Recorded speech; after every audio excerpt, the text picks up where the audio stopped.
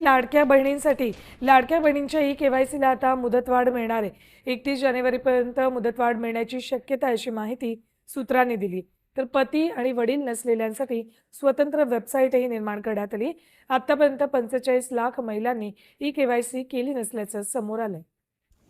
नमस्कार लाडक्या बहिणींनो, लाडक्या बहिणींसाठी अतिशय आनंदाची अशी बातमी आलेली आहे. ज्या कुणी लाडक्या बहिणींनी आतापर्यंत ई-के-वाय-सी केलेली नाही, त्यांच्यासाठी अतिशय आनंदाची अशी बातमी आलेली आहे.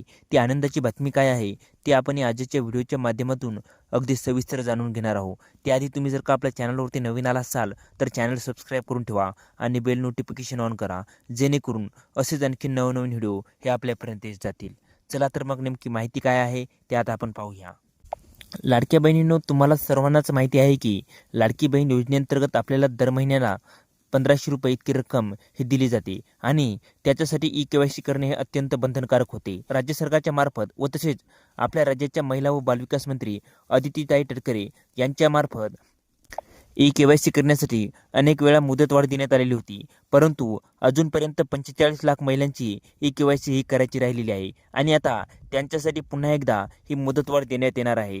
म्हणजेच लाडक्या बहिणींनो, तुम्हाला सर्वांनाच माहिती आहे की आता सध्या महानगरपालिकेच्या निवडणुका चालू आहेत आणि या निवडणुकीच्या पार्श्वभूमीवर राज्य सरकार हा लवकरच मोठा निर्णय घेणार आहे. कारण की 45 लाख महिला ह्या या योजनेतून ह्या अपात्र झालेल्या आहेत आणि त्यांना इथून पुढचे कोणतेही पैसे मिळणार नाहीत आणि त्यांच्यासाठी इथून व तसेच निवडणुकीला फायदा होईल म्हणून राज्य सरकार लवकरच मुख्यमंत्री माझी लाडकी बहीण योजनेची ई-के-वाय-सी करण्यासाठी 31 जानेवारीपर्यंत मुदतवाढ देण्यात येणार आहे.